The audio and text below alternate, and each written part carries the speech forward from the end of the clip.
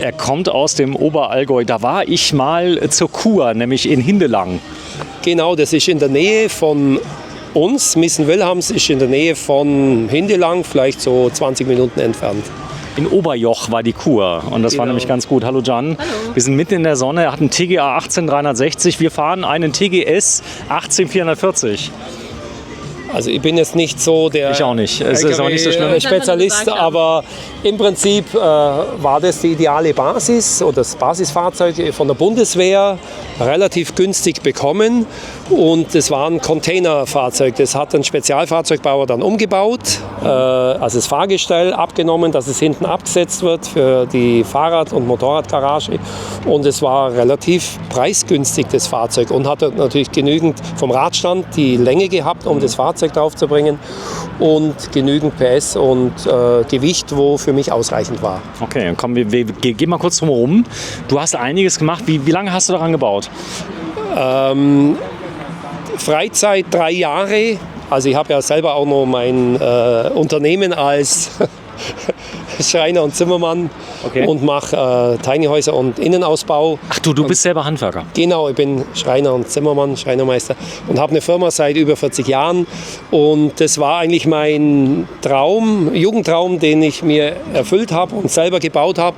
Und jetzt, wo er fertig ist, haben die Menschen gesagt, die es gesehen haben: Mensch Michael, jetzt gehst du auf Reise, stell's doch erst mal vor und zeig das den Menschen, was du da Schönes gemacht hast. Ja, es gibt ja noch wenig Freiheiten in Deutschland, die du auf die Straße bringen darfst. Unter anderem ist es der Sonderbau, der immer noch zulässig ist. Man glaubt es kaum, wahrscheinlich wird das auch bald unterbunden. Geht aber gar nicht, weil Spezialfahrzeuge gibt es ja überall. Ob das eine Kehrmaschine ist oder ist das Ladung oder ist das ein Wohnmobil?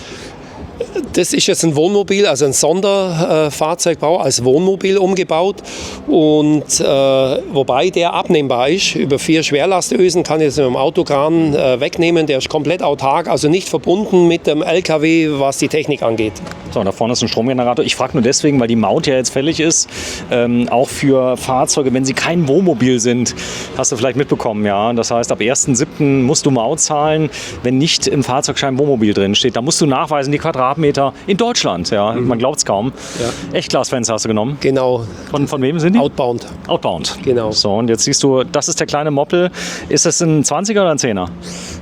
Dieses Aggregat. Der Honda, ja. Honda, frag mich nicht, der hat auf jeden Fall... Ist ein 22er. 22er. Ja. Habe ich noch nie gebraucht. Das war so die Angstentscheidung. Sollte mal der Strom ausgehen, aber habe ich noch nie gebraucht. Ich habe einen 13 kW Speicher, die Sonny Island Insellösung mit also der Wechselrichter und 2 Photovoltaik-Wechselrichter mit 2 Kreisläufen. Also die Fotopaneelen sind aufstellbar, also eine Reihe und dadurch 2 Elemente. Also ich habe genügend Strom immer.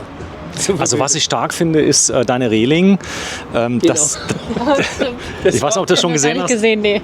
Aber es gibt Dinge, die so einfach sind, man muss nur drauf kommen. Oder? Genau, also das ganze Fahrzeug wurde ja in der Corona-Zeit gebaut, und es war der Preisgestaltung geschuldet, weil Stahl da so teuer war. Und dann habe ich mir einfach da diese Rohrverbinder im Rohrverbindershop gekauft und einfach Wasserrohre zusammen gemacht, beim Schlosser Rohre biegen lassen, und es war eine mega preisgünstige Lösung. Und es hält gut?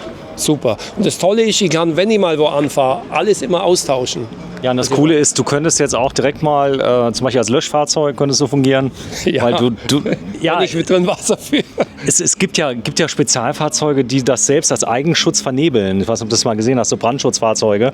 Die haben nämlich außenrum tatsächlich, Unimog, haben die eine Sprüheinrichtung mit Rohren drin. Das sah so ein bisschen aus. Ja, aber das ist eine mega Idee. Ich finde die klasse. Ja, also wie gesagt, Not macht erfinderisch. Oder wenn irgendwo die Kosten dann explodieren, macht man sowas. Ja, die ist jetzt ganz runter, die Luftfeder, deswegen steht er so schön tief. Und die siehst du natürlich mal einen kleinen Tank. Was kann der Tank? Also das ist mein Abwassertank im Prinzip, der hat 200 Liter mit einem Überlauf, also wo ich dann anschließen kann, nur an einem Netz meinetwegen. Und das ist der kleine Urintank für die separate Trenntoilette. auch mit Überlauf. Und jetzt können wir mal noch weiterschauen in die Garage. Da siehst du dann die Haustechnik. Da ist dann der 500 Liter Wassertank mit dem Auswasserwerk und Share Dieselheizung, wo ich auch noch nie gebraucht habe, weil ich eigentlich mit Holz heiz. Und eine Wasseraufbereitungsanlage mit 3 Wegeventile, wo ich im Prinzip das Wasser aus dem See anpumpen kann bis 8 Meter Tiefe.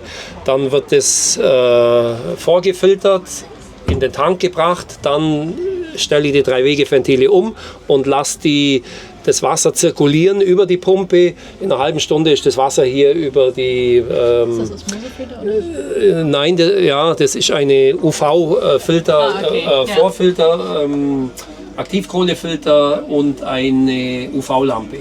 Und dadurch habe ich immer kein freies Wasser. Und das mache ich alle 2 Wochen. Achso, du kannst das Wasser drin lassen, das wird einmal durchgefiltert. Genau. Das ist ja mega. Das war der Plan. Sag mal, ich habe schon gedacht, ich hätte eine stabile Hausinstallation.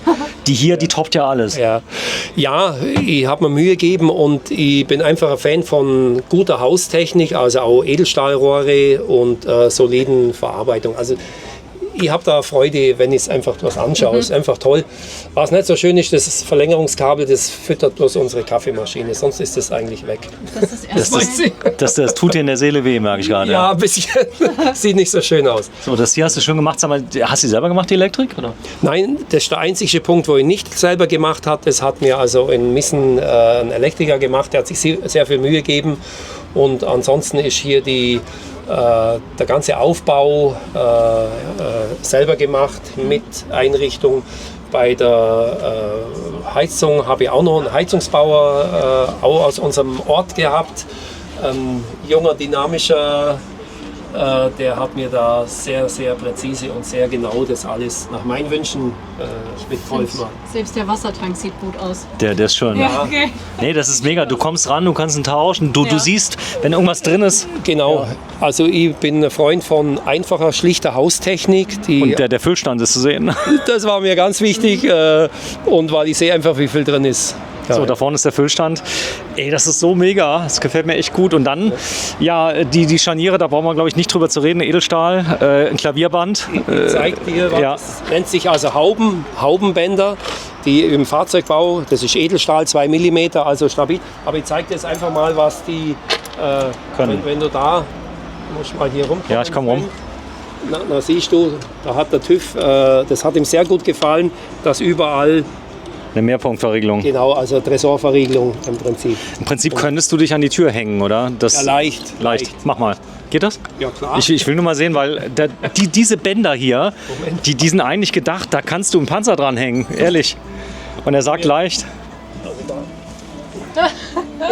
Das ist das Wenigste. Also das ist ja kein Problem. Also da können wir uns zu zweit hinhängen. Komm Sven, machen wir mal zusammen. Can, nein, Can, geh mal. Ja, ist ja gut. Warte mal. Nee. Ich muss mal. Hier. Ja, okay, und los. Sehr schön. Das ist geil. Das ist mega, das ist mega. Sehr Das cool. sollte eigentlich auch noch wieder zugehen. Also man hört keinen Schleifen. Und, Ja, klar. Aber das ist hier mit den Klavierbändern, das ist wirklich eine tolle Geschichte. Da musst du dir aber schon sicher sein über die Spaltmaße, weil einstellen danach ist nicht mehr so drin, oder? Da muss man ganz genau, hast du recht, da muss man natürlich ganz genau arbeiten. Und hier ist auch Isolierung drin. Genügend. Ist das mega. Sag mal, Bauzeit, jetzt weiß ich ja, warum das so lange gedauert hat. Ja. Ist es diffusionsoffen hier? Ja, absolut. Und die Fassade ist diffusionsoffen, das ist mir ganz wichtig. Ich habe also draußen an meiner Werbetafel, sage ich mal, ist der Wandaufbau kurz gezeigt. Da muss ich gar nicht so viel sagen. Wenn da einfach noch mal kurz drauf gehst, können wir... Das machen wir gleich im Anschluss. Das machen wir im Anschluss dann. Ja. Sven, so machen wir das. Zeigen wir auf jeden Fall. Dann Rampenwinkel hast du natürlich für die Fähren beachtet. Genau. Und ich habe ja eine Luftfeder. Ich kann den also vom niedrigsten Stand bis zum höchsten Stand 28 cm 30 cm, ein ganzes DIN A4-Blatt hoch. Fast, genau, geht es hoch. Und da komme ich also auch gut auf eine Fähre. Das Coole ist, dass du auch nivellieren kannst in gewissen Maßen. Genau. Das heißt, du kannst vorne, hinten nivellieren. Vorne, hinten. Ja, das ist eine feine Geschichte. Also und im Prinzip habe ich ihn jetzt hier seitlich nivelliert, weil es so abfällt. Und das mache ich einfach mit ganz klassisch mit Holzklötzen unten rein. die nivelliere und dann stelle ihn da drauf und dann steht er so im Wasser. Sag mal, darf ich dich mal fragen, was man ausgibt für so einen gebrauchten LKW, für einen guten? Also der hat mich jetzt netto 14.000 gekostet. 14.000 Euro. Und was hast du noch reingesteckt? Bremsen vielleicht neu? Nix. Ich habe jetzt nochmal 20.000 reingesteckt. Da sind natürlich die neuen Felgen drauf. Ich habe Einzelbereifung gemacht. Da ist die Absenkung hinter der Luftfeder nach unten, also Spezialfahrzeugbau. Also relativ viel Geld investiert in den Rahmen. Und ist der Rahmen gut? Ist er rostfrei? Nein, der ist, also Dimensionen, der Rahmen, also der Hauptrahmen, nee, der ist mit einer sehr guten Rostschutzfarbe behandelt, also nicht Feuerschutz. Das war einfach aus Kostengründen nicht und ist auch. Nee, es geht ja darum, der fährt wahrscheinlich noch die nächsten 20 Jahre. Also es kann. AdBlue hat er nichts, oder? Nein, der ist aber schon Euro, wie heißt 5, genau. Und es geht ja nur um Deutschland und ich kann im Prinzip fast überall tanken. Das ist so ein guter Kompromiss. Guck mal hier, Baby steht hinten draus, siehst du es? Oh, Baby. Was? Also, Obi. die Nummer ist entstanden bei, wie Englisch, tschüss, 321. Achso, Feuer.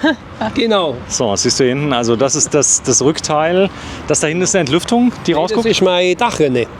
Weil ich ja Wasser sammle übers Regenwasser, da kann ich also eine Schnur einhängen und stelle unten einen Behälter hin und dann kann ich Wasser auch noch sammeln, falls ich mal Wasser brauche, aber habe ich bis jetzt nicht gebraucht.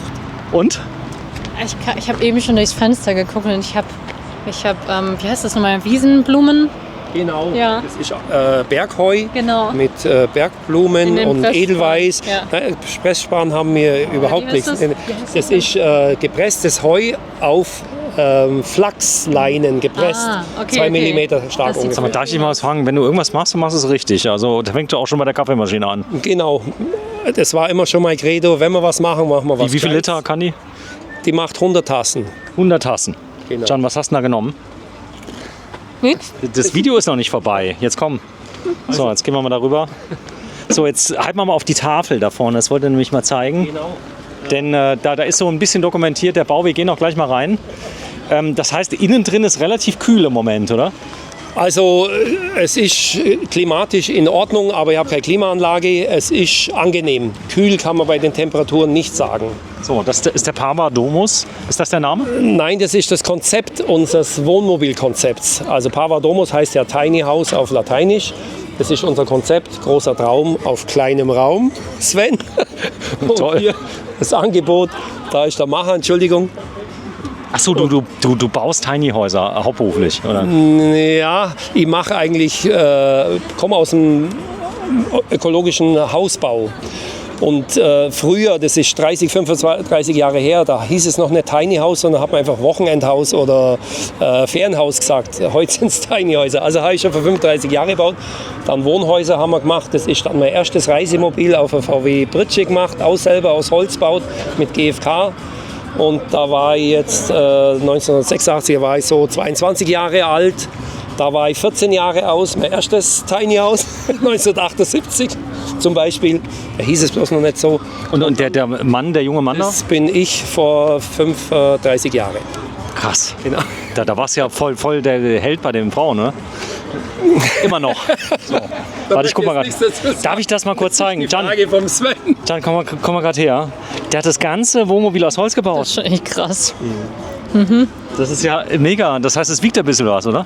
Also der Gesamtaufbau mit Rahmen, mit LKW sind wir jetzt bei 16 Tonnen. 16 Tonnen. Das heißt, du hast noch 2 Tonnen Luft. Genau, da kann ich schon ein paar Lebensmittel mitnehmen. Also ist Wasser natürlich mitgerechnet in So. die 16 Tonnen. Und das ist der Wanderbau. Das ist der Wandaufbau, außen Lerche Stulpschalung, dann diffusionsoffene Membrane, Holzhausbauplatte, dann Hanf-Jute-Isolierung 100 mm, dann wieder Holzbauplatte und dann 10 mm reine Schafschurwolle an den Wänden innen und Spritzschutz, Dusche, Küche, Linoleum.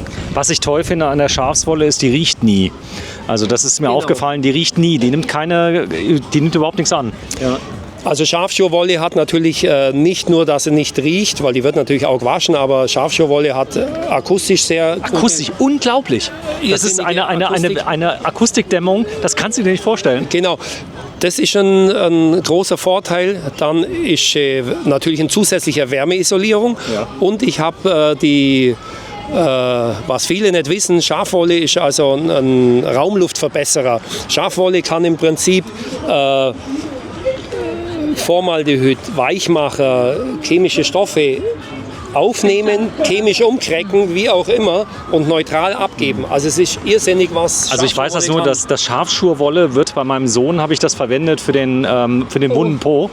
Das heißt, das machst du Genau. einfach dazwischen und das ist desinfizierend, es riecht nicht, es ist interessant. Schade, dass es so wenig eingesetzt wird, aber für mich ist als natürlich auch Baubiologe und seit 40 Jahren im ökologischen Hausbau tätig, Schafschurwolle komme ich nicht drum rum. So, komm, wir gehen mal rein. Das ist Leidenschaft hier, oder? Das heißt, das ist meistens am Wochenende entstanden, oder hier? Ja, überwiegend Wochenende. Ich habe natürlich schon auch mal 3-4 Wochen am Stück gearbeitet, wo es wichtig war. Und, Ist das Feinsteinzeug echtes? nee, ja, das ist so eine Mischung aus Italien. Es ist irrsinnig hart, hat also eine Härte, ich glaube 8 oder 9, ist extrem hart.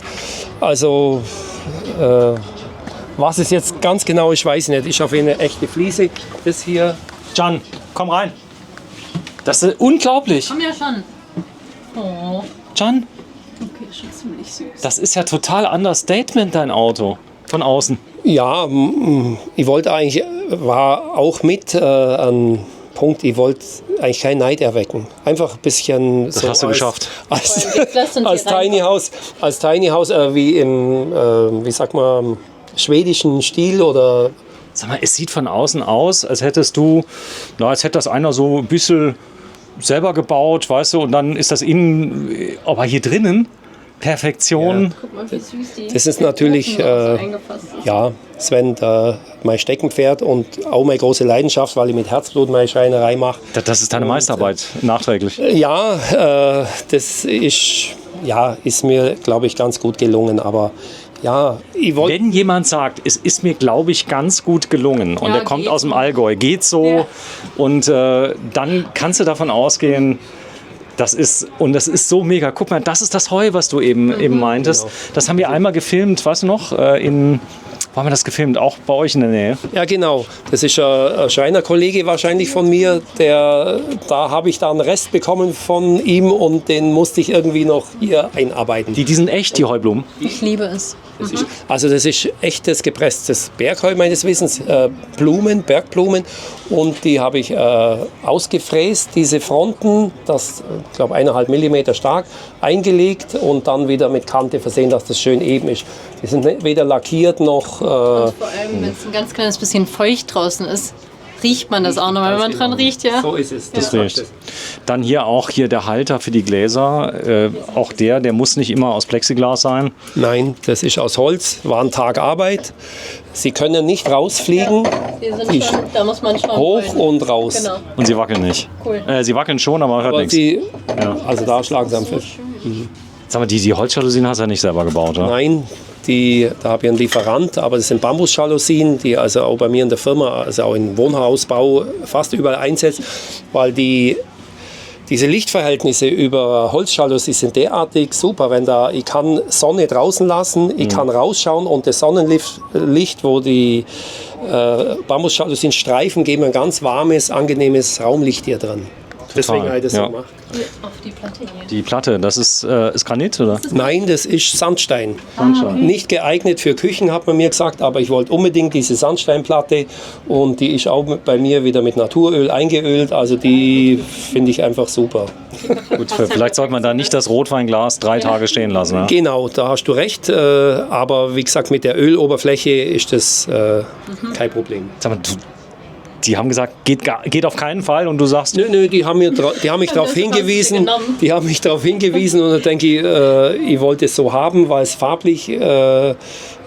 es farblich gut fand. Ja, gut, wir das dürfen haben wir jetzt. da reingeklickt. Und Ja. ich habe gesagt, wenn der Sven kommt, Genau, der dem darf zeige ich alles ganz genau. Hast du gedacht, ich komme, oder? Na, habe ich nicht gewusst, aber ich habe es vermutet. Ja, ich war ja schon mal da letztes Jahr. Genau, das habe ich gesehen. Ja. Und ja, Was hier hinter? da können wir mal drücken. Da ist jetzt auch wieder solide Haustechnik drin. So, und das ist die Unterverteilung. Einfach für Genau, Die Hauptverteilung quasi. das ist die Hauptverteilung im Prinzip. Ja, schön. aber schön versteckt. Was ist hier für ein kleiner Schalter? Das ist die Höhenverstellung für einen Tisch. Die habe ich extra da reingemacht, dass nicht die Gäste da Der da. am Tisch hoch und also ich kann euch das kurz mal. Ach, du Auch kannst ein, genial, dass du das Besteck hinten dran hast. ja, das sieht aus wie in einem Nobel-Restaurant. Ja, Weißt du, in so einem Burger-Restaurant. ich wollte gerade sagen, wie so ein American Diner. Ich kann natürlich das so auch noch ausklappen und da dann 1,60 Meter Tafel machen. Wow. Und hier, Kannst du Ist dann im den Prinzip- Sitz erweitern, oder? Oder geht ich es kann die nicht? Schublade raus Okay. und lege da noch Ja. was rein. Also, wir werden mal Folgendes machen. Wir werden zu dir kommen. Wir haben ja diesen neuen TGS 18440. Ja. Ein Vario, den haben wir uns gegönnt. Und der hat im Moment einen total starren Tisch in der Mitte, der relativ Tisch da wär unflexibel echt ist. Cool. Ja. Und meine Idee war, du kennst doch diese hochbeweglichen Tische von, wie heißen die du rausnehmen kannst auch. Den Von, Namen Also vergessen. Ilse meinst du nicht, oder? nee, ich meine, ich komme jetzt gleich drauf. Auf jeden Fall kannst du die Kann man in 360 eine Grad in alle Halterung Richtungen, die stecken kannst du in die und Halterung so stecken, drehen. kannst sie drehen. Ich habe schon so oft, die haben mir die zugeschickt. Die kannst du auch außen montieren, kannst Ja. den Tisch dran machen. Du, Also ich weiß einiges, aber doch noch nicht alles und ich weiß, ich lerne immer wieder was dazu. Jetzt für mich war das hier nach dem zweiten Versuch, der erste ist mal missglückt, da bin ich auf Ilse. Es hat nicht so stabilitätsmäßig geklappt, jetzt bin ich auf solide Bootsbautechnik umgestiegen und das hat dann funktioniert. Schauen, Krass. wie mir von der... Wir haben ganz den Ofen. du Das ist ja hast auch auch so einen richtig- Durchstieg, das finde ich toll. Genau. Ja. Also man kann im Prinzip so Das heißt, die Tür ist im Prinzip mehrfach gesichert. Nochmal, warte mal, ich gehe mal gerade einen Schritt zurück, dass man das sieht. Du hast jetzt was gemacht, du hast da hinten eingehakt, oder? Also ich habe, ist um das die Problem? Stabilität hier zu geben, habe ich hinten im Prinzip einfach eine Leiste gemacht, die wiederum, wenn ich es aufklappe, die Auflageleiste für die Platte ist. Und hier noch ist eine Feder, wo hier einhakt, dass der Tisch insgesamt, wenn der ganz ausgefahren ist, dass der halt stabil ist. Kommt der Das Besteckkasten dann raus, oder? der kommt ja. raus. Also das war mir wichtig, das kenne ich von meinen vielen Reisen, dass ich einfach das Besteck und meine Ja. Brotzeitbrettle am Tisch haben will das und sind nicht immer aufstellen. Brettchen. Brotzeitbrettchen, ja. Oh. Das Brotzeitbrettle aus der CNC. Nein. Bei mir gibt es hier kein CNC. Auch die ganzen Arbeiten, ich würde Wow. sagen, ist nicht CNC. Ist nicht CNC. aber so Ich aus. habe Und keine die, CNC. die Rundungen, wie hast du die hinbekommen? Die habe ich mit der Lochsäge ausgesägt und dann noch mit dem Schleifvlies, mit dem Runden rausgeschliffen. Und das ist ja rund, das passt ja. Genau, also ja, man kann es schon von Hand auch noch schön machen. Das heißt, auch hier diese Rundung Rundung, hier. die hast du Das von Hand ist gemacht. Stichsäge, also die ist Stichsäge und verschliffen, also ist nicht CNC. Aber hier das Spaltmaß, wie hast du das hinbekommen? Auch die Maserung durchgehend. Ja, Siehst du das? Das ist halt Schreinerarbeit, das ist jetzt kein Hexenwerk, das ist das, was für uns täglich Brot ist, also für einen guten Schreiner. Nochmal, das ist eine durchgehende. Und Platte guck dir mal die Spaltmaße an hier. Ja, also ich ist kann halt- Spaltmaß auch verschlechtern. So, wenn das Scharnier hat ja ein gewisses Spiel, Okay. aber ich kann das zusammen machen und das ist Sag mal nochmal, dieser Boden hier, der lässt mir keine Ruhe. Der hat einen Härtegrad, was hast du gesagt, von 8 oder 9? 9, glaube ich. Ich glaube 8 oder 9. Ich habe mich versägt an einer Platte und war erzürnt. Ich war wütend und habe die Platte einfach auf den Teer geschmissen, wo ich gesägt habe. Die hat kling und Nix. ist nicht kaputt gegangen, ist nicht zerbrochen. Also habe ich gedacht, aha, ist relativ hart, weil sie war aber mit dem Nassschneider schon fast nicht zum Schneiden. Wow. Ja, hat mir es optisch gut gefallen und dann habe ich einfach da... Sag mal, was ist denn das hier für ein Ofen? Der war noch nie in Betrieb, oder? Oder doch? Ich habe schon mal, das ist ein Elektrobackofen. Firma steht drauf, will ich jetzt nicht so groß sagen, aber Aber elektrisch, klein. Aber 45 wusste ich auch nicht, dass es 45er Backöfen gibt. So, ein 45 cm Backofen. Das ist ja stark. So, und dann hast du hier vorne, das ist ein Gaskochfeld oder Genau. Cerangas? Gas, Ceran-Kochfeld. Das ist mega. Dann, ich liebe das Gewürzfach, das hast du wahrscheinlich bei Bimobil so ähnlich gesehen. Bimobil hat es von mir abgeguckt. Da hat Bimobil noch gar keine Wohnmobile gebaut, da habe ich das schon gemacht. Aber ist ja kein Novum, wo man unbedingt... Aber es ist einfach praktisch, auch jetzt vom Bimobil, dass sie sowas machen. Es gehört einfach in jede Küche, kann ich sagen. Ja, wir haben gerade das Problem, wir haben keins und das Gewürzfach, das ist jetzt zurzeit eine Red Bull-Kiste. Da stehen die Gewürze drin. Aber sag mal, das da hinten, ist das die Heizung? Da unten Genau, runter? da ist der... Also Ich glaube, hier überall der Auslass, ne? Auch unten. Also die Heizkörper sind radumlaufend, also gehen hier weiter und natürlich alles mit Holzlamellen verkleidet, dass es ein bisschen ordentlich aussieht. Natürlich alles mit Holzlamellen verkleidet, ja. Genau. Wie sich das so gehört. Also hier auch, also da geht die warme Luft, also wird unten, alle Sockel sind unten, Steuerleiste und Belüftungsleiste. Sag mal, dann brauche ich dich ja auch nicht zu fragen, ob du mit einem 3D-CAD-Programm den Entwurf vom Grundriss gemacht hast. Nein, von Hand. Von Hand. Auf dem Papier. Auf dem Papier, weil ich bin der CAD, also ich komme nicht aus dem Alter. Früher haben wir alles noch von Hand zeichnet und ich zeichne auch heute noch von Hand. Und wenn es dann in die Konstruktion geht, haben wir dann... Ja, wir haben das gerade die Kamera, aber so, dass Sie sagen, ich will mein Gesicht nicht. Genau, ich zeig's mal gerade. Ich gehe mal gerade durch, da können wir das sehen. Sag mal, eine blöde Frage. Ist das hier eine Sauna oder ist das eine Toilette? Die ich hier rechts neben mir hat, die man jetzt im Moment noch nicht sieht. Was ist das hier? Das ist die Toilette hier. Das ist die Toilette. Genau. Das ist die Toilette. Genau, das ist. Ich wollte halt nicht, dass man sieht. Ein Separett. Genau, Trenntoilette. Mega. Moment, das ist die Dusche hier hinter. Ne? Genau. Das ist die Dusche. Nee, die Frage war bei der Dusche, ob das auch eine Sauna ist. Nee, es ist nur eine Dusche. Was heißt nur? Das riecht so gut hier drin. Can, komm mal her. Ja, das ist der Linoleum. Das ist, genau, das kenne ich aus der Schule. Kennst du das? Der Boden? Ja. Der ist auch unkaputtbar, den kannst du immer wieder aufarbeiten. Ist uraltes, bewährtes Material. Und hier ist das, genau, Überall hier ist die diese Schafschürwolle. Das ist die Wolle hier. So, das Raumklima ist draußen ist echt warm, aber hier drin merkst du nichts davon. Fühlt sich gut an, das Klima. Obwohl wir also fast 30 Grad haben, aber wir haben immer Belüftung. Infrarot? Infrarot, genau, dass wenn man zur Dusche kommt, dass es warm anfühlt, so im Übergang.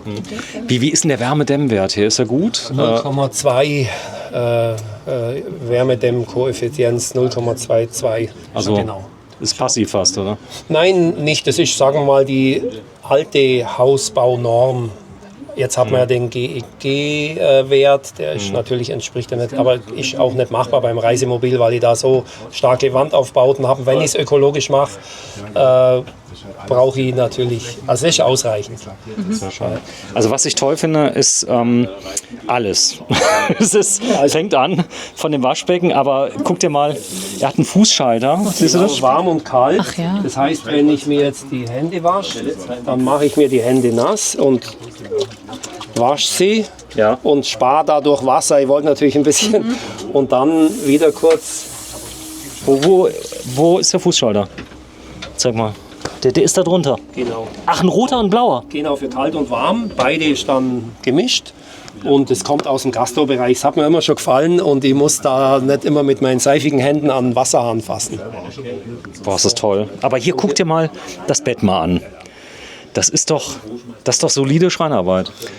Ja, da steckt natürlich viel jahrelanges Know-how drin. Also man muss mal reinschauen. Es ist ein Bettsystem, Namen möchte ich jetzt nicht nennen. Warte mal, es heißt Hüßler Nest. Zeige ich mal gerade, weil die Leute interessiert. Das habe ich noch nie gesehen, sowas. Im Prinzip einen wasserführenden Heizkörper links und rechts. Der zieht da die Luft an, wird hier, also kommt die Frischluft rein und somit habe ich immer hinterlüftetes Bett. Also Wie schläft man denn hier drin?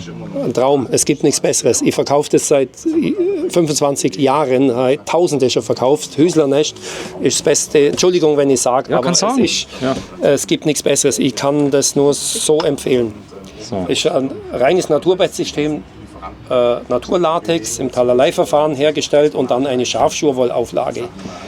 Ein Schafschurwoll-Zudecke mit Zirbenholz, ein bisschen dicker. Das riecht man. Und hier eine Kamelhaar-Zudecke und Schafwollkissen. Und alles in Schafwolle, also hier ist göttlich schlafen. Sag mal, wie viele Leute haben dich schon nach dem Rahmen gefragt für die Fenster? Hier oben, Ja. der ist irgendwie nie so groß aufgefallen. Ich sehe sowas. Ja, das ist, auch von Outbound hat sich halt so ergeben. Nein, es ist ein Echtholzrahmen, den liefern die ja nicht Du so. meinst jetzt hier diesen, Ja. nein, den habe ich gemacht. Weil da gibt es passende. Auch diesen Rahmen hier, das ist auch gedacht für das Fliegengitter zum Einschieben. Okay. Das ist bloß noch nicht fertig geworden. Okay. Ich dachte Also schon, hier, wenn man's hier ist im zumacht, dass Prinzip, man noch eine Lüftung hat. ich habe Licht Ja. und kann aber auch noch verdunkeln. Bist du schon auf Tour gegangen mit dem? Ja, kleine Touren habe ich schon gemacht. Wo warst du? Bodensee, hinten im Deckenhauser Tal, Ilmensee, bei uns im Allgäu halt umeinander. Und Freistehend schon mal? ich fast immer freistehen. Freistehend. Fast immer. Oh, ist ja schön. Aber hier das mit der Schurwolle, das ist ja Lodenstoff fast, oder? Ja, Loden ist natürlich eine andere Walkart. Aber so von der Haltbarkeit her, das ist. Du hast alles umgesetzt, was du gelernt hast, oder? Im Leben? Genau, alles umgesetzt. Und weil ich es für mich gebaut habe, ich wollte einfach das so machen, wie ich es mir gern gewünscht habe. Das war so ein Jugendtraum von mir und da habe ich gesagt, ich baue mir irgendwann mal mein eigenes Reisemobil. In der Größe, wie ich es mir dachte, ja. Es ist von außen so unscheinbar. Und Ja, das ist von innen, ist also oft was ja heißt bei Menschen unscheinbar? auch so, gell? Das Rote ist so, mindestens sieht so ein bisschen aus wie, ich sag mal, Pippi Langstrumpf. Oder- So ein bisschen, nein, von Skandinavisch. skandinavisch, so ein kleines bisschen. Gemischt mit Feuerwehrmann, Traum von früher. Ja, und dann gehst du rein, Wegen dem Rost. Ja, genau. Ja. da gehst du rein und es Und sieht dann aus wie sieht's die so aus. Zurbenbox. Eigentlich cooler, weil das ist, also nichts gegen, guck mal, die Decke, was ist das denn? Ja. Das ist also bandsägige gesägte Weißtanne, astfrei. Und das ist, wenn da ich weiß nicht, haben sie mir das Licht ausgemacht? Ich habe nochmal Die Bösen. einen Moment. Das ist echt schick. Man sieht im Prinzip, Wow. nachts, wenn das dann streift, die Maserung, das ist also Sägerau. Ja. Und Ah, cool, okay. Das bedeutet, das kenne ich nämlich, wenn man fließt und hat ein Licht von oben nach unten, Genau. dann siehst du jede Fliese, jede Unebenheit und das ist hier gewünscht. es ist hier so gewünscht, dass das Licht, Entschuldigung, Nichts passiert. dass das hier entlang streift. Und natürlich jetzt unter Tag sieht man es nicht so, aber nachts gibt es ein ganz tolles. Okay, das heißt, vorne können 4 Personen schlafen, nehme ich an? Also hier sagen wir mal 2 bequem, also 1,60 m. Und hier Vorne 2, hinten 2. Genau. Und damit hast du ein 4-Personen-Auto, aber für 2 Personen ist es gigantisch. ist es eigentlich gedacht auch. Wobei auch 4 Fahrer im Fahrerhaus 4 Sitzplätze habe. Okay, und das ist soweit. Dann auch hier oben der Baldachin, natürlich aus Holz. Ja, aus Lärche mit Weißöl und mit Esche, also Massivanleimer mit Esche. So, darf ich hier mal reingucken in so eine Schublade? Schauen wir mal in die hier rein. Ja, das war mal. Wow, Zum Can! Beispiel Wow, das Besteck ich brauche einfach für mein Wohlbefinden brauche ich eine gewisse Ordnung. Und das gefällt mir, wenn alles schön ordentlich aufgeräumt ist. Oh, da sind wir noch weit weg von. Das sieht echt Aber schön jeder, wen er aus. mag. Ja, wir sind ja erst seit einer Woche drin. wir würden es mögen, aber wow, Teller. das ist ja cool. So, das heißt, du hast es angepasst an die Teller. Genau. Die Teller reingestellt, dann die Stiftle dementsprechend platziert. Teller haben wir. Can, die Stiftle. Stiftle. Die Stiftle. Guck mal, die kleinen Stiftle. Genau. Wir mal gesagt als Stiftle. Aber sind vielleicht Was ist denn bei dir ein Stift? Ein Stift ist ein Baumstamm, oder? Ja, nein. Ja, ich habe ein bisschen größeres Stiftle. Ja. Das sieht so schön aus. So drunter? Bitte mal Haben zeigen. wir jetzt hier. Also das ist eins, also ich muss immer aufpassen, weil ich sage, aber das ist eins der schönsten selbstgebauten, gut, du bist ja Profi, jetzt muss man das sagen, man muss ja Hut absagen, wenn jemand kein Profi ist, viele Gewerke kann, du hast ja auch Hilfe genommen und so weiter, aber du bist halt mal Schreinermeister, das sieht man, aber das ist doch mal ganz anders gedacht, das Reisemobil hier, oder? Ja, eigentlich also es ist die Zukunft, da möchte ich mein Rentendasein verbringen und auf Reisen gehen, deswegen habe ich es für mich einfach mal schön gemacht und jetzt fahre ich hier zum ersten Mal auf eine Messe und die hat Bombe eingeschlagen. Das Feedback ist gut? Das meine ich eben damit, also wir haben irrsinnig Feedback, also das war für mich fast, hat es mir erschlagen. Gell? Kurze Frage, hat das hier weiblichen Einfluss oder hast du das ganz allein entschieden? Es ist immer weibliche Inspiration da, aber das hier, da habe ich meinen Traum erfüllt. Ja. Aber zum erfolgreichen Projekt gehört auch immer eine Frau, die hinter dir steht. Ob die jetzt Einfluss nimmt auf Details, ist gar nicht so wichtig, sondern die Frau muss hinter dir stehen, weil es ist eine Herausforderung. Wenn du jeden Samstag über Jahre hinweg baust, ja, Das dann meine ich. leidet ja auch die Beziehung. Da leidet oder da sind einige Beziehungen in die Binsen gegangen, weil der Mann bloß noch an seinem Haus gebaut hat. Und das ist eben um den weiblichen Einfluss sehr positiv. Also da hat mir meine Lebenspartnerin schon sehr unterstützt und mir hat den Rücken freigehalten. Das Also ist natürlich toll, interessiert, weil das so ein, ich würde schon so einen Mix sagen zwischen männlich und weiblich, aber bei Männern sieht man das ja ganz oft, dass es in eine ganz andere Richtung geht. Und das hier ist sowas, wo ich auch reinkomme und sage, wow. Warte, ich zeig mal, Weil das die nächste Tour geht nach Schottland. Ja, ich bin natürlich Whisky-Liebhaber und mag gern ein paar edle Tropfen, aber nur zum Genießen. Also in einem ganz wenig das ist Single Malt. natürlich auch ausgeprägt. Also die Whisky-Bar ist für mich so ein Muss in meinem Kühlschrank. Ist für die immer wichtig, will Ja, ich ich hab immer mich- sehen, was drin ist. Ich habe mich natürlich ja, ein ja. bisschen über dich erkundigt, ja, vorher. Du bist großer Fan von einer Insel auf den Balearen. Ja. Mit M an. Genau, also eigentlich waren meine Eltern auf La Palma, auf den Kanarischen Inseln, haben da 25 Jahre gelebt. Ich auch eine gewisse Zeit, bin aber immer wieder nach Deutschland gekommen. So, ich zeig's mal. Hier vorne steht's nämlich. siehst du? Mallorca, ja. Da vorne steht Mallorca. Das hat folgenden Hintergrund.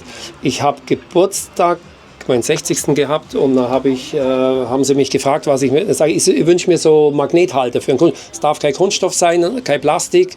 Dann haben sie mir alle so Sachen aus dem Urlaub mitgebracht. Das hat mir mein Sohn eben aus seiner Reise mitgebracht, Barcelona und das ist natürlich unser gutes Messner Bier. Da durfte ich viel. Ich finde schön, dass du den Liebherr so gelassen hast, wie er ist.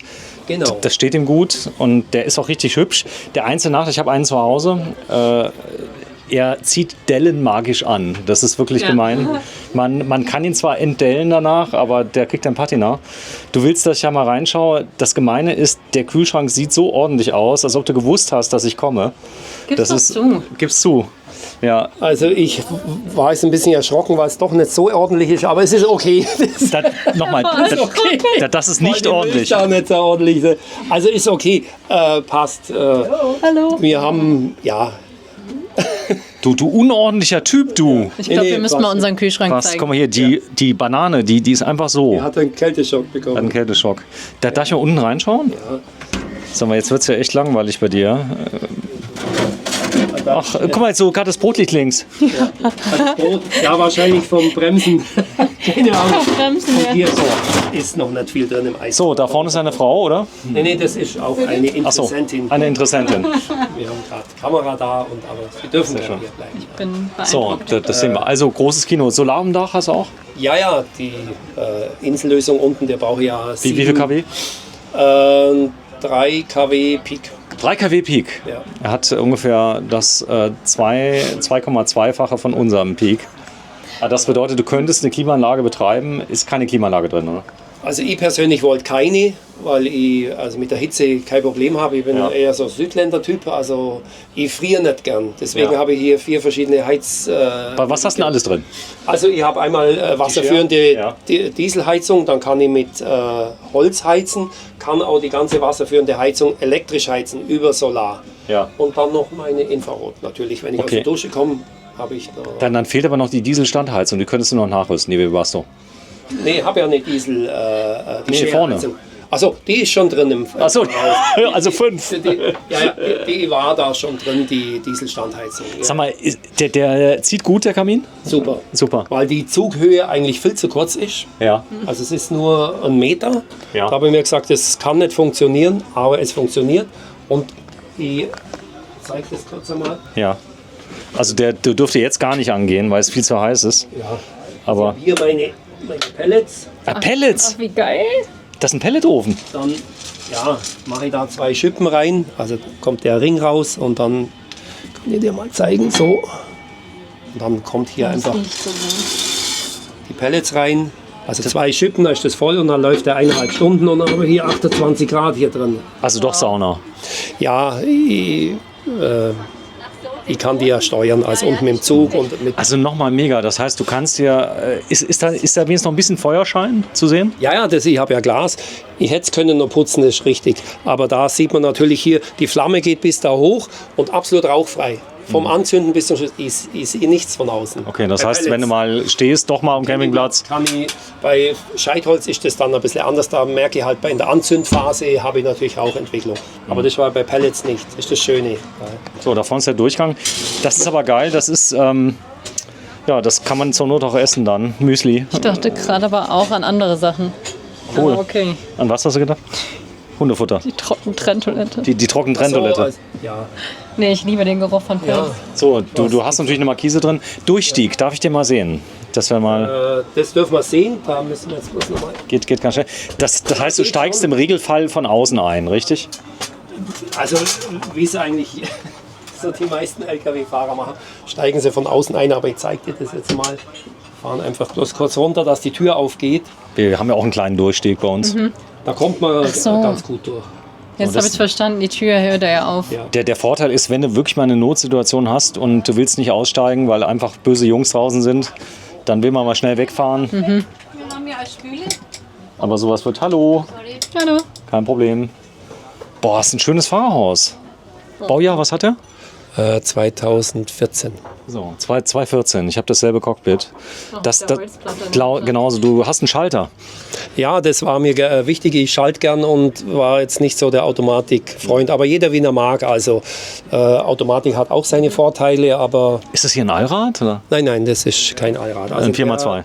Genau. Ja, sehr schön. Aber der sieht richtig schön aus innen. Das ist toll. Ist sehr Man könnte gepflegt. Der jetzt, hat erst 100.000 Kilometer drauf. wenn du jetzt die neue Niere drauf machen würdest, ja, die Euro 5 Niere, dann wird er aussehen, aber da kommt es ja gar nicht drauf an, oder?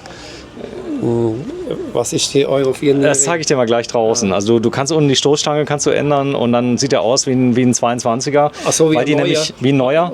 Die haben nämlich an dem Jetzt hab Fahrerhaus ich's nichts verstanden. geändert. Ja, jetzt habe ich es verstanden. Ich finde den mega. Sag mal, was hast du bezahlt?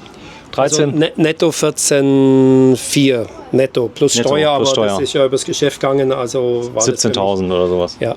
Cool. Also fand ich okay mit der Kilometerleistung. Sag mal, ist das hier die Wanddicke, die du auch sonst hast? Das ist die Wandstärke, gell, mit isoliert.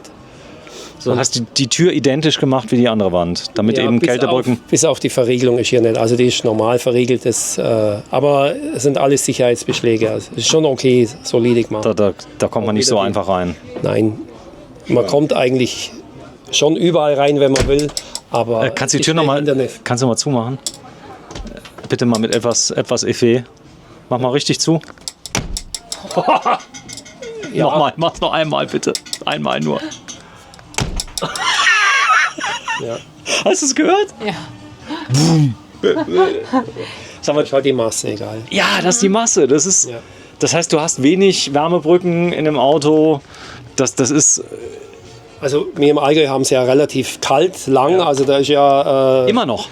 Ja, also es ist nicht so warm wie hier. Jetzt mittlerweile haben wir es auch warm. Aber wir haben ja fast ein Dreivierteljahr ist es kühl. Und dann haben wir 3 Monate Sommer. Ja. Und dann wird es wieder kalt. Also ist schon kühler. Also hier lag es mir natürlich auf die gute Isolierung und auf die Heizquellen. Und also ich habe mir innen immer wohl gefühlt. Also es ist immer angenehm warm. Ja, wir müssen los. Heute ein aufregender Tag, muss ich sagen. 18 Uhr und 15 Minuten. Ich komme mir vor wie bei der Hitparade mit Dieter Thomas Heck am 28. Juni 2024. Ja. Lieber Michael Ja. Hoffmann, so aus, wo kommst du her? Missen, Wilhelms aus dem Oberallgäu. Missen, M-I-S-S-E-N. Genau. Du hast eine Firma, die heißt die Holzwerkstatt. Die Holzwerkstatt, ja. Und was kann ich bei dir jetzt kaufen, wenn ich irgendwas kaufen möchte? Wenn ich sage, hey, oder bist du schon Rentner? Nee. Ja, ich wollte eigentlich in Rente gehen, aber irgendwie bin noch nicht Rentner. Also bei mir kann man also die komplette Einrichtung machen, nur massiv. Wir bauen auch in Zusammenarbeit mit Zimmermann dann auch Tiny Häuser in allen möglichen Größen. Was ich nicht baue, sind LKWs, dass das nicht falsch verstanden wird. Sagt, ich will hier so ein Reisemobil haben. Also weil das so aufwendig ist und das schaffen wir von der Kapazität nicht. Aber wir bauen dieses Konzept innen wie außen als Tiny Haus. Aber du nicht allein, oder? Nö, da haben wir dann schon unsere Leute, also wie gesagt, die Hülle wird außen. Wie lange warte ich denn, wenn ich jetzt einen Auftrag gebe? Kriege ich das noch mit in diesem Leben? Also in diesem Leben schon, aber man muss ungefähr 6 bis 8 Monate. Ach doch, nur 6 bis 8 Monate. Monate warten. Ja. Wenn ihr ein Reisemobil natürlich macht, das ist natürlich viel, viel komplizierter. Aber das Tiny House, da kann man unter Umständen sogar noch schneller das fertig machen. Okay. Je nach Auftragslage. Aber wir sind ja erstmal am Reintesten und am Probieren. Großes Kino. Die Innenbreite, kennst du die? 2,22 Meter. Also 2,22 plus Dämmung bist du bei 2,55. Genau. Ja, 2,55. Ja, wir sind durch, Gian, und du musst nicht werten, aber mal was ganz anderes. Du hast von außen eben noch gesehen, das war ein interessanter Effekt. Sie hat eben gesagt, komm, da drehen wir doch das andere, und dann hast du reingeguckt. Ich hätte nicht erwartet, dass das so aussieht. Wirklich. Echt Understatement. Das heißt, Ja. du kannst in arme Länder fahren. Vollkommen. Also Länder, die es nicht so gut haben wie wir von dem Einkommen. Und dann fällst du mit so einem Auto nicht so auf, weil, oder? Also ich muss wirklich sagen, das war für mich auch ein wesentlicher Teil an dem Ganzen, dass es so reduziert wie möglich ausschaut, um eben kein Neid oder, ja, ich weiß nicht, bisschen Understatement. Mir war es wichtig, innen gutes Raumklima ist mir ganz wichtig, natürliche Materialien, die Wirkung auf den Menschen von den Materialien ist für mich viel wichtiger wie außen toll mit Lampen und Stoßfängern und Hörnern und was alles gibt, ist jetzt für mich jetzt nicht so wichtig. Aber jeder darf es machen, wie er will. Für mich ist eben das absolut Raumklima. Wir müssen real machen. Ja. So. Das ist Ihnen definitiv gelungen. Ja, Ja, vielen Dank. Definitiv. vielen Dank fürs Einschalten. Ja. Bleibt dran, German Television. Und Food up. Also ich bin beeindruckt. Ihr könnt ja in die Kommentare schreiben, wie ihr das findet. Wenn einer ohne CNC-Maschine es auch genau hinkriegt. Aber das hat er halt gelernt. Tschüss.